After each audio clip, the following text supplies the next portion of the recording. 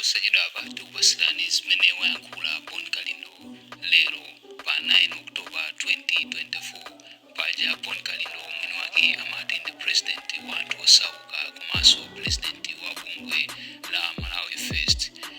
Malawi pasukolo limene limamenyera ufulu kapena kuti limayankhulira amalawi amene alibe kuthekera kapena amalawi okuti atha kuyankhula koma mawu awo sangamveke.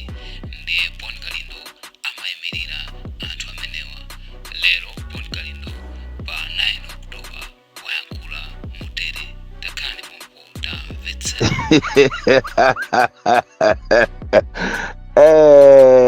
Gawawene Chakwera. Koma boma ilinde la Ayaluka. Amalawi lero ndendi kung'alula Zinsisi chimene boma limabisa nkhani ya fetereza.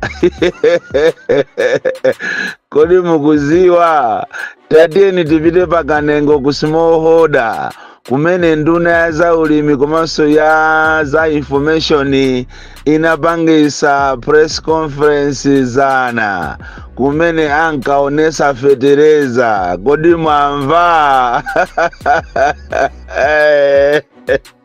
Koma boma ilindira mafia guys.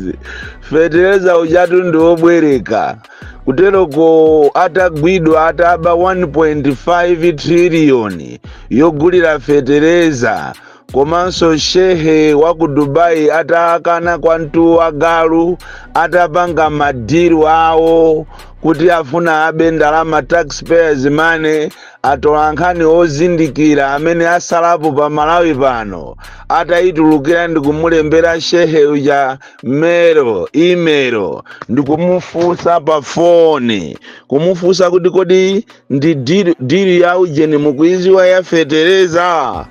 Iye uja ndikukana ziwani kunena kuti anapanga meeting yawo Chakwera, nduna ya za ulimi komanso ya information ndi akuluakulu ene a chipani cha MCP. Ng'alulization inali kongope kumamvera meeting yawo, ndipo anapangana ndi makampani ena awiri amalawi momuno amwenye amene anakasungisa fetereza wao ku smallholder. Kuterako fetereza uja ndo amakampani awiri amwenye inayo imayamba ndi para kwinako commodity kumapete uko, inayo expo kwinako kumapete uko industries fetereza uja ndo obwereka kuti angomuonesa ndi chifukwa chake atolankhani ngati mmaonesesa bwinobwino. Fetereza uja anamusanja pa khomo la smallholder paja ndi chipiki chofuna kuti muonese ngati kapena aonese ngati pikicha yoonesa ngati nkati muja muli fetereza wazazamo. Fetereza anamusiya pa khomo kunako kunali empty, kunali beko kanthu. Akulu amboma momo amu MCP momo amene zikuwanyasa zinthuzi ndi amene auza the DC kunena kuti manager ndi filimu kutero kwafuna azichite cover up mesi imene yachitika ndi shehe wa ku Dubai amene wakana kwa ntu wagalu kuti ziko la Malawi sakuliziwa kuchita kufusa kuti what is Malawi, what is kwacha, kusonyeza kuti ngakhale ndalama yathuyo pa ziko lapansi palibe amene amaiziwa. Ndi anapanga press conference jangati cover up ndi cholinga kuti amalawi musadziwe ati kukunamizani kuti namiza ife ndi uchisiru wathu amalawi kunena kuti ati ali ndi fetereza ndipo namba ya ma beneficiaries aichita reduce. Ziwani kuti manager ndi filimu, fetereza ujando wa makampani ndipo alipo a collateral management kutelo kwa nakakambirana ndi anyakeo a expo kapenaso a parao komano akaniza chifuka fetereza uja ndo wa banki ali under surveillance. Ndi amafuna kuti agule, koma iwo wanena kuti kati mukufuna kugula mugule kashi chifukwa inu ndi mbava. Ife tikufuna kashi ndipo abanki sangalole kuti titenge fertilizer tikupase ninu mbava iniyo, koma yokhayo kuti mubwereke muonesere kwa anthu opepera Malawi amene akutengedwa ngati ndi zisiru. Tiyeni muonese, mupangise press conference, ndiye press conference ijatu kutereko ndi cover up ngati minister a information akukana kapena wa agriculture akulesa izi atenge atolankhani limodzi ndi ife a Malawi First, tinyamule matraki awiri tiyapitise ku Chitipa tikaone ngati ati akagulise, ngati anyake ati akalole kumene kuja anyake amakampani awiriwo amene anakasungisako akaniza, ndipo fertilizer uja ali under collateral management, mabanki ndi amene anangongoza ndalama makampani amenewo. Komanso tusiyana kude tuyai ndi amwenye anyake a fertilizer amene uja. Ziko ili ndalama mafia, ndi chifukwa chake one cannot dispute this. Poona kunena kuti mwezi watha omwewu president yemwe anakanamiza anthu kusanje kuti amanga railway line ndipo amba kulandirako mafuta chonsecho ili molasses, zinthu za ku Irovo zimene amapangira sugar ili filimu. Ziko ili ndalama mafia anthu amene wandiona makopsha kutereko. Tikunena pano aitana anthu aja otchedwa 1000 kumapanga lero kulima interview lero kumapanga ama prison.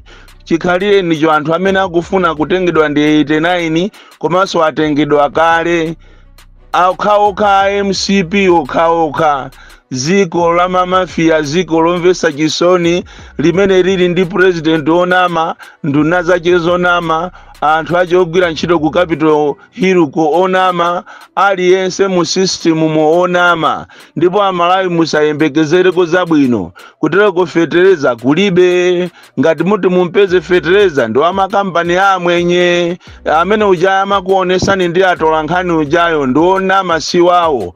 Izizi ndi kuchallenge kuti ngati fertilizer yodi ali wa Malawi tatenga ni matraki awiri okha muatumize pa Nchinji, kapena Mungu atumiza kwawo kwa Chakwera uku anthu akulandira ndalama za give direct ku ma 1 million ndi ana omwe kumasavuka ni ndalama. Chikhalire nicho ntukula pa khomo madera ena ambiri kumene koko anthu akupasidwa ma 4000 ma 6000. Mumutengere mumpitise kumeneko tikaone ngati ati akatani akagudwe fertilizer akagulisidwe ku adimaki imene ija ndi filimu. Ziko muno muli mavuto kopsha. Tateni muatenge anthu ogwira ntchito ku chipatala alero akutengedwa ngati ana kumanamizidwa, kuatenga kupita nawo ku training, kukapanga training khaya ya mawiki yangati ndi kuanamiza kuti ndalama mulandira mu phone. Ndi system yayambatu ma civil servants akumapita kukachita attend meeting ndikuanamiza kuti ndalama zanu tikuyikirani mu phone moye pakana mezi 3 kaye ya polisi kupita kukaperekeza president koma allowance yache imene akulandira kumene koma 2000 komanso konera kuti tizakuyikirani kusalale pakana mezi 8. Ndi mmene tuzikuyendera. Anthu ogwira ntchito mboma amene amapita kukachita upgrade maphunziro awo amene ajawo akapita kumene kujanduka apanga upgrade ndikubwerako palibepo promotion olo kumwenjezera salary. Ndi mmene tuzikuyendera muno Malawi. Ndeni nangofuna ndikuuze ni mama uno Malawi makamaka ino amene mmasusuka amene mukumanamizana kuti boma ndilo mweri kunena kuti zimene mwaona zijakukane ngokuja ku small holder kuja sizomwezo. Ndafuna ndikuuze ni kunena kuti mukunamizidwa. Uyuyu sanabwere kuzalamulira koma kuzaba. Malawi muno mukubedwa makobiri kopsha kutereko 1.5 trillion yabedwayi ingokambidwa monga mene takambira chikanga awa muja za imfa ya Chilima ija pakana zonse zitsera momu palibe no action kukuyitanani kuti tikapange mademo ayi. Tikunena pano ku Israeli abwana, ku Israeli nkhondo ija munakayivotera kuunga kuti isaimeja kumeneko ndiye kukuphedwa anthu opsa ku Lebanoni, ku Gaza ndi madera ena aku Beruti kumene kuja kukuphedwa anthu kopsa. Maiko akunja amene ali anzeru, amene ali ni mapresidenti eni oganiza akutumiza ndege kumakatengako anthu awo. Kodi aja ana aja munawatumiza ku Israeli aja ali moyo kapena anamwalira? Chifukwa tungati ali moyo ndiye mwina mukanakatumizatu ndege zanunso kapena mukanauza anzanuwo uko Netanyahu kuti mutitumizire ana aja, chifukwa ana aja tu maina awo si ana aja kweratu iya ali ndi abambo awo ndi amawo, ndiye mukanatumiza ana aja azibwera. Tikunena tungati ali moyo chifukwa nkuthekaso kuti mwina anawo anaphedwa pachaziko ili ndilo la Zinsisi mwangokhala ndi mmene mukuchitira zikudabwisa. Komanso tupaja ana aja amatumiza mavidiyo ali kumunda akuseweresa ndalama. Kodi mavidiyo aja anatha? Ngati muliko kumene kuwana enu tapanganiso ni video ina ngati simunaphulisidwe, chifukwa malipoti ena akunena kuti madera ambiri aku Israeli anaphulisidwa. Ndiye tiziwe muuze ziko likodi ana aku Israeli ana inyake aja alipo kapena anabomulidwa. Izi nzofunikira kwambiri chifukwa inu ndi president wapa ize mmene zinthu ziziliri, mmene nkhondo iliri pakali panopa Hezbollah ndi Israeli akumenyana kopsa. Ena wafuna akabwezere ku Hezbollah ku Irani, akabwezere ni mamisailo, ndipo a Irani nawonso a Hezbollah anena kuti nawonso abwezera. Kodi chitetezo cha ana amene ajawo amene anachoka ambiri mwa iwonso anali a MCP kuwatumizira litima kuti anthu anu akutameni, ana amene aja ali moyo. Chifukwa mukanakhala anzeru mukanatumiza ndege olo mukanamuza Netanyahu nzanuyo amene munavotera naye uja. Tikunena tu nkhondo ija mmati isathe ija anthu akuphedwa kumeneko ngati nkhumba. Kodi ana amene munawatumiza aja ali moyo? Chifukwa tumwina ngati afa mukanauza ziko musamasunge Zinsisi, chifukwa anaja si amanu, anaja ndi ayenyake. Tikanapanga machawi pakali panopa ndikudabwa kuti maiko ngati ku Britain anthu awo atengapo, ku Germany atengapo, ku France atenga, ku Zambia abwera, pa Tanzania anabwera. Nanga inu sopano mukudikira chani? Mukudikira kuti mukatenge mitembo? Komanso mitembo mukayitengera pa anthu atanyenyeka ni mabomba. Ndi ziko lomvesa chisoni kwambiri, mtsogoleri womvesa chisoni kwambiri amene saganizira za anthu ake, amangoganizira kunja kukacha ndalama azingoba basi. Palisti jaso mwaika ya anthu kuti mufuna muamange ija amene mukufuna kuasegulira milandu ndi uyu minister amene ali ndi mphamvu zambiri padakali panopa. Inenso musandiyiwalepo chonde, mukanandikapo palisti pamene paja chifukwa nanga ine ndizingong'alula betu.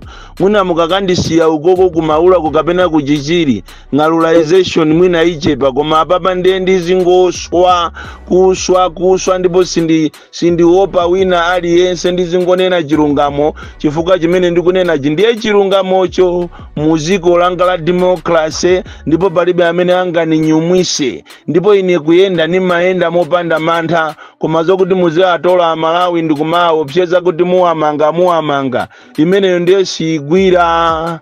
Ambiri ndikamanena sima ndikhulupirira. Ndinanena dzulo kunena kuti a opposition samalani mumangidwa. List ndimene yatuluka ijatu. UTM muli bwino ma 20 miliyoni mungolandira kuchokera kwa makandidate, mungokangana nokha. Ndafuna ndikuuze ni profesa imene ndayiona kunena kuti pa 17 Okutobala ndi siku limene iti kathe UTM. Ngati akubanja kwa Chilima maka amere Chilima ngati simuchitapo kanthu muziwe kuti UTM yathera pompo ndipo legase ya Saulos Chilima yathera pompo, zina lija lathera pompo, chifukwa kafukufuku wanga amene ndamfufuza ine ndapeza kuti onsewa ndi amanyaka, ndipo chipani chija chikugulisidwa apapa. Ndibwerezenso kunena kuti chipani cha UTM chigulisidwa anytime. Komanso anzanu wa IMCP wa akupereka ndalama zoopsa kunena kuti ku Southern Region kukhale mikangano ya zipani. Mwaona anzanu ena amene ankapita kalekale lukumulako walo omwe, mwaona anapita sanapite. Ziwani kunena kuti anzanu akukutakatani kwambiri. The DC mwana opsya kwambiri, the most deadly and dangerous child from Jeza village tiya Mabuka, box 76, Mulanje, Malawi, Southern Africa.